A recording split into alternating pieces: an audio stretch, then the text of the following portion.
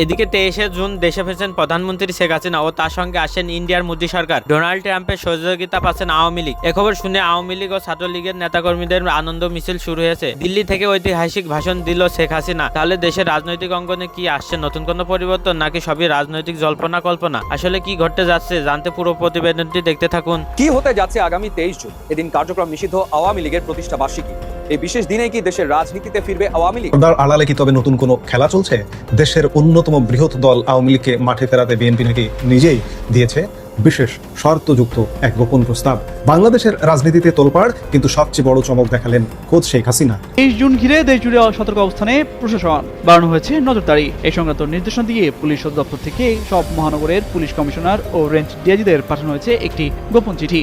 বাংলাদেশকে মাথায় রেখে এবার শিলিগুড়ি করিডোর বা চিকেন নেক নিয়ে যুদ্ধকালীন মহাপরিকল্পনা হাতে নিয়েছে ভারত। সামরিক সক্ষমতা বৃদ্ধির এই উন্মাদনা আঞ্চলিক ভূ রাজনীতি, বিশেষ করে চীন বাংলাদেশ ভারত সমীকরণ এবং বাংলাদেশ সীমান্তে নিরাপত্তার জন্য সরাসরি উদ্বেগ তৈরি করছে বলে মনে করছেন বিশেষজ্ঞরা। সারা দেশে আওয়ামী লীগ নানা ধরনের শোডাউন করছে, মিছিল করছে। এরই মাঝে অনেক ঘটনা তারা ঘটিয়েছে। একাধিক জায়গায় বিএনপির উপরে তারা চড়াও হয়েছে, ককটেল ফাটিয়েছে। এরকম ঘটনা আমরা গণমাধ্যমে আসতে দেখেছি। শেখ হাসিনা নিশ্চিতভাবে সেই বিশ্বাস রাখছেন যে তিনি যখন ফিরবেন, আওয়ামী লীগ যখন ফিরবেন, যেটা খুব দ্রুত ঘটতে যাচ্ছে, 6 মাসের মধ্যে ঘটতে যাচ্ছে বলে শেখ হাসিনা বলে রেখেছেন, সেই ঘটনাটা যখন ঘটবে তখন আওয়ামী লীগ এমন অবস্থায় থাকবে যে সকল জুলুম অত্যাচারের হিসাব তারা বুঝে নিতে পারবে। তখন তিনি খুব শিগগিরই দেশে ফিরবেন এবং বাংলাদেশের দায়িত্ব নিয়েই দেশে ফিরছেন। মুজিব বসন্ত চলে এসেছে, দাবায় রাখা গেল না আওয়ামী লীগকে। আসসালামু আলাইকুম দর্শক, জানিয়ে দেবো এই মাত্র সর্বশেষ গুরুত্বপূর্ণ আপডেট খবর। দর্শক, এতক্ষণ শুনছিলেন সংবাদ শিরোনাম, এবার থাকছে বিস্তারিত। তার আগে ছোট্ট একটা রিকোয়েস্ট করতে চাই, যারা এই ধরনের নিউজ ল্যাব দেখতে ভালোবাসেন, দেরি না করে চ্যানেলটি সাবস্ক্রাইব করে বেল আইকনটি অন করে দেবেন। তাহলে কথা লম্বা না করে চলুন ভিডিওটির বিস্তারিত দেখতে থাকি। সারা দেশে আওয়ামী লীগ নানা ধরনের শোডাউন করছে, মিছিল করছে। এরই মাঝে অনেক ঘটনা তারা ঘটিয়েছে। একাধিক জায়গায় বিএনপির উপরে তারা চড়াও হয়েছে, ককটেল ফাটিয়েছে। এরকম ঘটনা আমরা গণমাধ্যমে আসতে দেখেছি, কিন্তু অনেক ঘটনাই গণমাধ্যমে আসেনি। বিভিন্নভাবে পুলিশের বিভিন্ন সূত্র দিয়ে দাবি করা হচ্ছে যে আওয়ামী লীগ শেখ হাসিনা ফেরার ঘোষণা করার পরে তারা সারা দেশে প্রতিনিয়ত প্রায় প্রতিদিন 27 থেকে 60টি মতো করে ঝটিকা মিছিল, শোডাউন এগুলো করছে, যে সংখ্যা গতকালকে আরও অনেক বেশি বেড়েছে। যদিও গতকালকে আমরা 3-4টা ঘটনা গণমাধ্যমে আসতে দেখেছিলাম, তার একদিন আগে মহাখালীতে এবং গণভবনের সামনে, বিশেষ করে মহাখালীতে যে ঘটনা ঘটেছিল, ককটেল ফাটানো সেটা বেশ চাঞ্চল্যের সৃষ্টি করেছিল এবং এক নারী কর্মী হেনস্থা হওয়া, সেটাও বেশ চাঞ্চল্যের সৃষ্টি করেছিল। একজন সাংবাদিক দাবি করছেন যে পরিমাণ খবর গণমাধ্যমে আসছে তার চাইতে বহুগুণ ঘটনা ঘটছে যেটা পুলিশের নথিতে রয়েছে।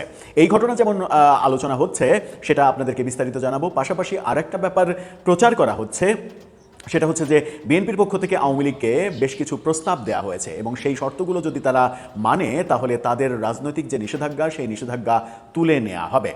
যদি এরকম প্রস্তাব দেওয়া হয়ে থাকে তাহলে প্রস্তাবের জবাবে আওয়ামী লীগ কী জানিয়েছে সেটা একটা বড় প্রশ্ন, কিংবা এই প্রচারণাগুলোই বা কারা করছেন। চলুন একটু ভেতরে ঢুকে বোঝার চেষ্টা করি যে সব মিলিয়ে আওয়ামী লীগ কেন্দ্রিক যে রাজনীতি, সেই রাজনীতির ভেতরে অন্দরমহলে কি হচ্ছে। দর্শক, বলছিলাম আওয়ামী লীগ নানা ধরনের কর্মসূচি করছে, যেগুলো গণমাধ্যমে উঠে আসছে সেগুলো আমরা জানতে পারছি, কিন্তু গণমাধ্যমে বহু ঘটনা উঠে আসছে না, এমনটা দাবি করা হয়েছে।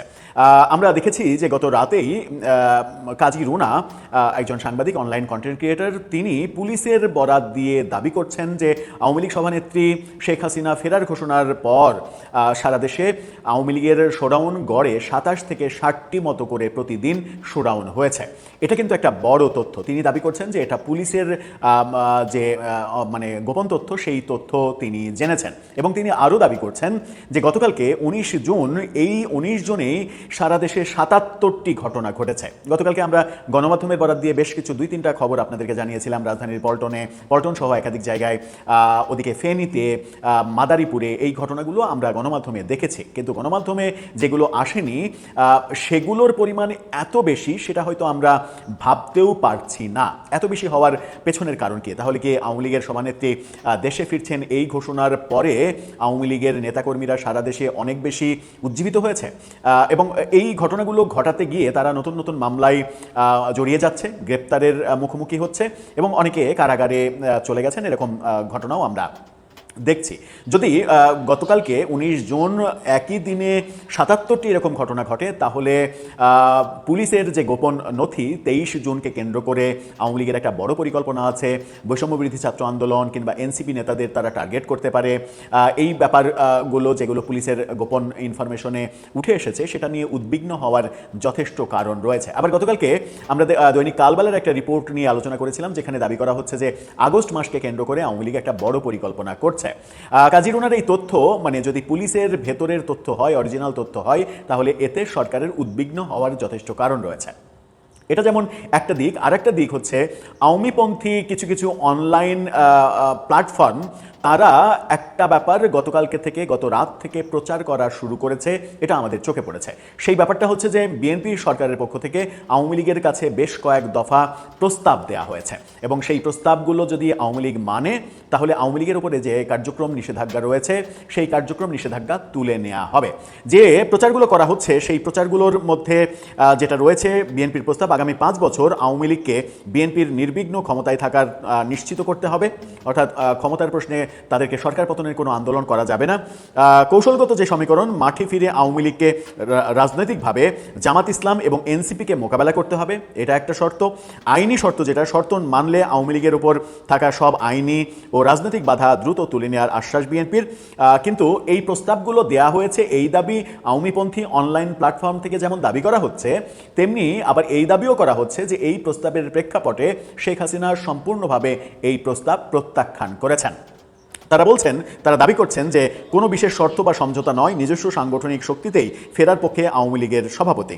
বিএনপির ভেতরে ভয়ের কথা তারা বলছে যে শর্ত মেনে ফেরার পর আওয়ামী লীগ যদি জামাত এনসিপির সাথে হাত মেলায় বা আওয়ামী লীগ যদি পোল্টি মারে, তবে বিএনপি বড় ঝুঁকিতে পড়বে, এটাও বিএনপির মধ্যে একটা ভয়। সেই দাবি করা হচ্ছে আওয়ামী প্ল্যাটফর্ম। আমি যদি একেবারে স্পেসিফিকলি নামই বলি, আওয়ামী লীগের একটা প্ল্যাটফর্ম রয়েছে আজকের কণ্ঠ, সেখানে আমি জানি না সেই পত্রিকার, অনলাইন পত্রিকার রেজিস্ট্রেশন আছে কিনা আমি জানি না, আমি নিশ্চিত নই। সেখান থেকে এই দাবিগুলো করা হচ্ছে। এই দাবির সত্য মিথ্যা নিয়ে যাচাই করার মতো স্কোপ যেহেতু আমাদের হয়নি, সেহেতু এটাকে আমরা তাদের দাবি হিসেবেই বলছি, এটাকে কনফার্ম নিউজ হিসেবে উল্লেখ করতে চাই না, কারণ এই ধরনের কোনো তথ্য কোনো নির্ভরযোগ্য গণমাধ্যমের সূত্রে আমরা পাইনি। এটা আমরা এখন পর্যন্ত এটা ধরে নিতে চাই যে এটা আওয়ামী লীগের রাজনীতির এক ধরনের অ্যাক্টিভিজম। তারা এই অ্যাক্টিভিজমগুলো করে বিএনপি সরকারকে একটু দুর্বল, জনগণের কাছে দুর্বল হিসেবে উপস্থাপন করা। শেখ হাসিনা এটা রিফিউজ করেছেন, সেটা বলে শেখ হাসিনার যে মানে হ্যাডামই তো বলা যায়, সেই হ্যাডাম যে এখনও অটুট রয়েছে সেটা প্রমাণ করার চেষ্টা করা, এই ব্যাপারগুলো তাদের রাজনৈতিক কৌশলগত ব্যাপার হতে পারে। কিন্তু যদি এটা সত্য হয় কিংবা এর আংশিকও সত্য হয়, কিছুটা আভাস ব্যাপারটা এরকম, আমরা একাধিক ভিডিওতে এই প্রসঙ্গে একটু কথা বলেছিও যে আওয়ামী লীগ এই মুহূর্তে বিভিন্ন ধরনের এই যে পুলিশের মধ্যে যে উদ্বেগ, যে 23 জুন কেন্দ্র করে তাদের একটা পরিকল্পনা রয়েছে, এই যে উদ্বেগ, আবার কালবেলার রিপোর্ট যে আগস্টকে কেন্দ্র করে একটা বড় পরিকল্পনা রয়েছে, সেগুলো করাটা আওয়ামী লীগের জন্য লাভজনক। আমরা এর আগে একটা ভিডিওতে এই কথা বলেছিলাম যে সেগুলো করা তাদের জন্য লাভজনক, নাকি ব্যাকডোরে বিএনপির সঙ্গে, সরকারের সঙ্গে এক ধরনের সমঝোতার চেষ্টা করা, সেটাই বুদ্ধিমানের কাজ হবে। সেই প্রশ্ন কিন্তু আমরা গতকালকের একটা ভিডিওতেই আমরা তুলেছিলাম। গতকালকের ভিডিওতেই সেই প্রশ্ন তোলার 24 ঘন্টা পার হতে না হতেই আওয়ামী লীগের তরফ থেকে এরকম প্রচারণা আমরা লক্ষ্য করছি সামাজিক যোগাযোগ মাধ্যম এবং অনলাইন প্ল্যাটফর্মে। কি ইঙ্গিত দিচ্ছে এই ঘটনাগুলো?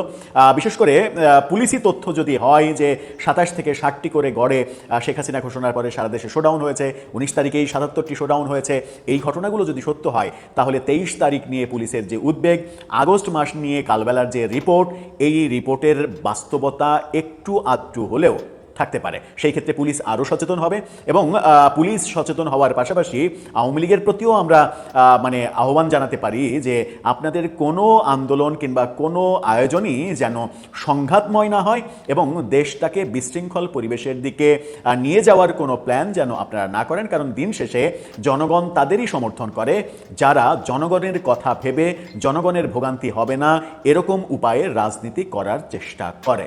জনগণ কিন্তু ওই বিরোধী দলের রাজনীতি থেকে হরতাল, এই ব্যাপারটা পুরোপুরি একেবারে অ্যাভয়েড করে প্রমাণ করে দিয়েছে যে এই দেশের জনগণ আর ওই হরতাল, ধর্মঘট এগুলো মানে না। দর্শক, আপনার কি মনে হয় যে দুটো গুরুত্বপূর্ণ পয়েন্ট নিয়ে আলোচনা করলাম, সেই দুটোর বাস্তবতা আছে বলে কি আপনি মনে করেন? প্রিয় দেশবাসী, আপনারা যারা ভিডিওটি শুরু থেকে শেষ পর্যন্ত দেখেছেন, আপনাদেরকে অসংখ্য ধন্যবাদ। যদি ভিডিওটি ভালো লেগে থাকে একটা লাইক, কমেন্ট এবং শেয়ার করে দেবেন। তাহলে সুস্থ থাকবেন, ভালো থাকবেন। দেখা হবে পরবর্তী ভিডিও। আসসালামু আলাইকুম।